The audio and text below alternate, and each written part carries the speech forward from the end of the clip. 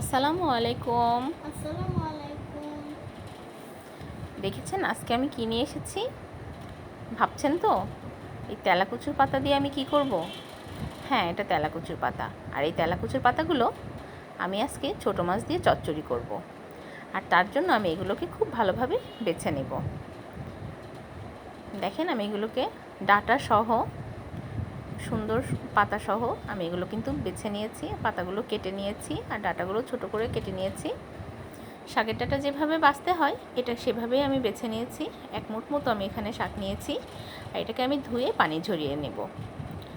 আর আমি যেহেতু এটা ছোটো মাছ দিয়ে চচ্চড়ি করব, আমি বেলে মাছ দিয়ে চচ্চড়ি করব, এই জন্য বেলে মাছগুলো আমি ভেজে নিয়েছি। আর সেই ভাজার তেলের মধ্যে আমি পেঁয়াজ কুচি আর কাঁচামরিচ ফালিটা দিয়ে দিলাম।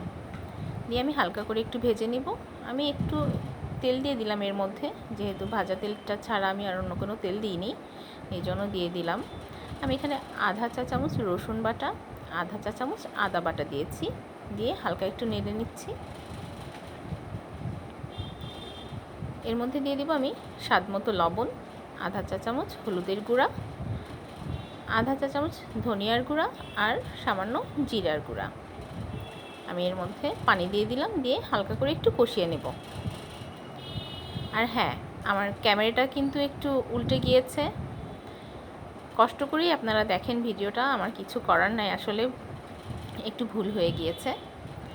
আমি পানিটা একটু ঝোলটা একটু কষিয়ে নিয়ে আমি এর মধ্যে দিয়ে দিলাম তেলাকুচুর শাকগুলো। আর এই শাকগুলো আমি খুব ভালোভাবে কষিয়ে নিব, বারবার নেড়ে নেড়ে আমি কষাবো যেন শাকের কালারটা ফ্যাকাশে না হয়ে যায়, এই জন্য আমি বারবার এটাকে নেড়ে নেব। আর হ্যাঁ, এই সময় অবশ্যই চুলার জালটা কিন্তু মিডিয়ামে রাখবেন।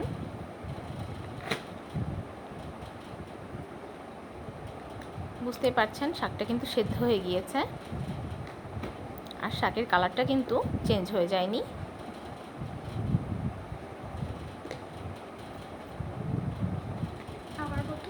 আসলে এই শাকটা দিয়ে যদি ছোটো মাছটা চচ্চড়ি করা যায় খুবই টেস্টি হয়। আমি এই যে বেলে মাছগুলো ভেজে রেখেছিলাম, সেই ভাজা মাছগুলো তরকারিটা ফুটে উঠলে দিয়ে দিলাম। আমি হালকা একটু পানিটা শুকিয়ে নিয়েছি। দেখেন মাছটা কিন্তু খুবই টেস্টি হয়েছে।